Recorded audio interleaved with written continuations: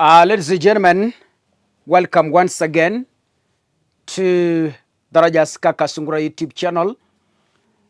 Big thank you to each and every one of you for your continued support towards seeing that this platform is indeed growing. This is the center of true information as far as the Kenya politics is concerned. Kaka, Kindiki raised very serious allegations towards TikTok, which I want us to look into details. By the end of this analysis, I want us to understand if indeed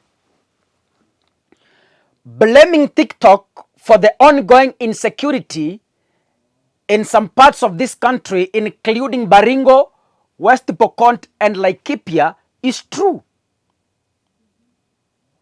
Saying that TikTok has increased insecurity in Kenya, I think myself there could be a problem in this country with the Kenya Kwanza government. But then, can we look into these allegations made by Kindiki and try to find out the reality behind his sentiments? Number one,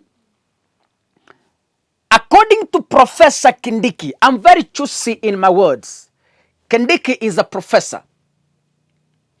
A professor in law. Yani professor wa sheria. So I expect a lot of decorum. I expect a lot of caution when Kindiki is making public statements. Because he's a learned man. He's a professor who should filter information before releasing it to the public. Now, according to Kindiki, Kindiki believes that TikTok, Kindiki said to ban TikTok because according to him, it has led to increased insecurity in banditry-prone areas like Baringo, West Pokot, and Laikipia. Number two, Kindiki believes that bandits are using TikTok to propel war propaganda. Number three, he further believes that by banning TikTok in Kenya, banditry will end. Why? They are using TikTok to spread rumors and propaganda, including propaganda for Guam. Now, I have three questions for Kindiki and to the public in general. Question number one. When you look at the Baringo areas, wale mumeiona kwa TV, or maybe those who live there, kuna watu muko Nairobi, your home is in Baringo. Kuna watu muko America, your home is in Pokot. You know those areas very well. Even roads are not there. Roads are there, but they are impassable. You know regions like Baringo, you know regions like West Pokot, you know regions like Laikipia. Do bandits even have time for smartphones in such areas? That's the first question. Question number two. Is there even reliable internet in the interior parts of those regions?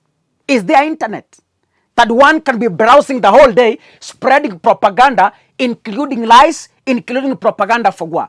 Is there internet? Is there reliable internet access in those regions? My last question to Kindiki. Is there even reliable power connectivity that allows those criminals to charge their phones throughout the day?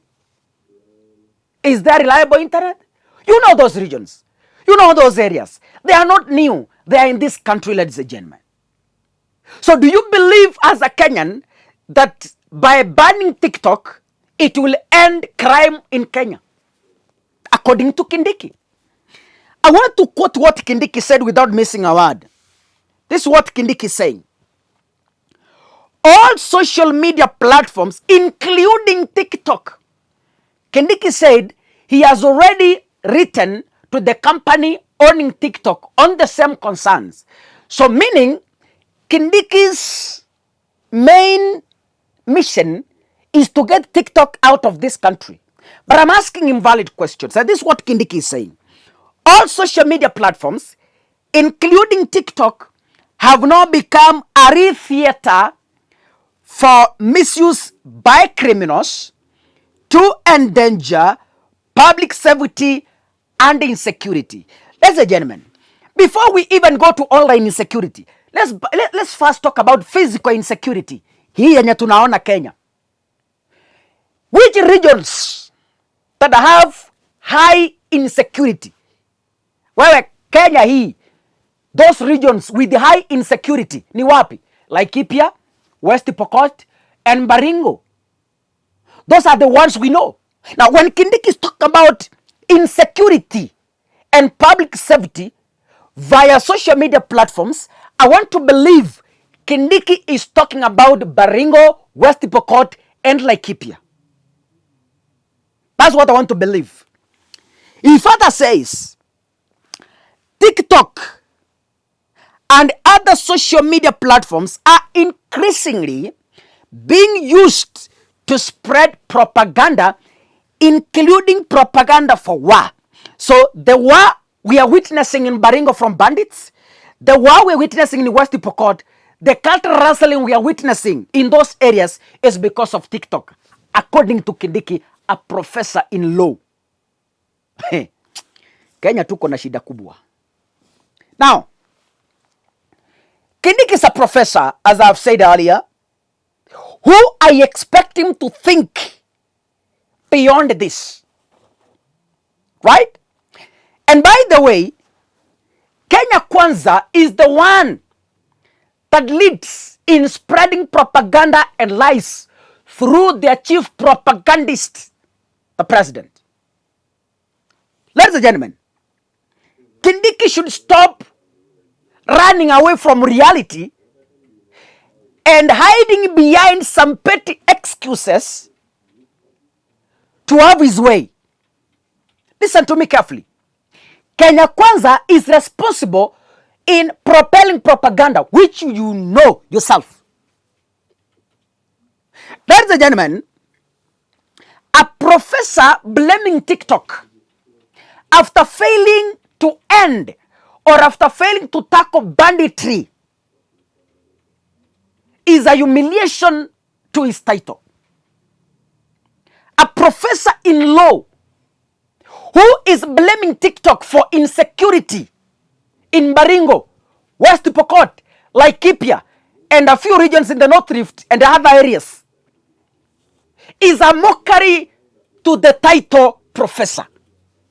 Ladies and gentlemen, the only insecurity that Kindiki could be talking about is one, cyberbullying, which is not physical, it happens online. Cyberbullying, cyber attacking, identity theft, and hacking, but not banditry.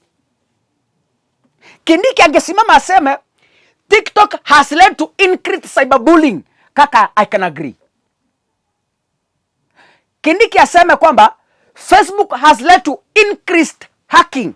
That one I can agree. Amuka aseme TikTok has led to identity theft. That one I can agree. But telling us that TikTok has led to increased insecurity in banditry-prone regions, that is being unfair and a mockery to his position. Ladies and gentlemen, in fact, the only concern in TikTok, according to me, is not even cyberbullying. It's not even theft. It's not even hacking. Ladies and gentlemen, the only concern from TikTok is this. TikTok has robbed us good morals. That's the only concern according to me. So Kindiki angisema hiyo, hapo ningekubali. The major concern as a young parent, the major concern I have with TikTok is that TikTok has robbed us of our good morals. Why do I believe so? Nowadays, children are talking naked on TikTok. Nowadays, people are addressing sexual content live on TikTok without blinking an eye. There is no regulation. So if Kaka, you could ask me, I could tell you the only insecurity we fear is our kids. Bring them up. TikTok is not even the problem. The problem in this country is upbringing of our children. As parents, we have failed to bring up our children in a way that is godly. Parents nowadays, we have no time with our children. Mwanaume ukikuja kazi usiku watoto wamelala. Ukiamuka asubuhi kwenda kazini watoto bado wamelala. Watu mumeachia watoto ni maids, nuns. Hao ndio wana raise watoto. Na siku hizi wao ndio wana twerk kwa TikTok. A maid twerking naked in front of your kid in the house when you are not present. So do not blame TikTok on things that we as Kenyans, we have personally failed to regulate. Ladies and gentlemen, those are bare facts from this Kenya Kwanza regime that is clueless. So Kindiki, I have only one request to Kindiki. Bwana Professor, with all due respect, if you have failed to end banditry in this country, please do an honorable thing, resign and go home. Matiang'i was way better than the theatrics I see you are running around. If you cannot handle this menace, please do an honorable thing. Chukua kalamu na karatasi, resign, go home, let a competent individual take over that ministry who cannot blame TikTok. Anyway, God bless you, ladies and gentlemen. See you in the next video. Asanteni sana.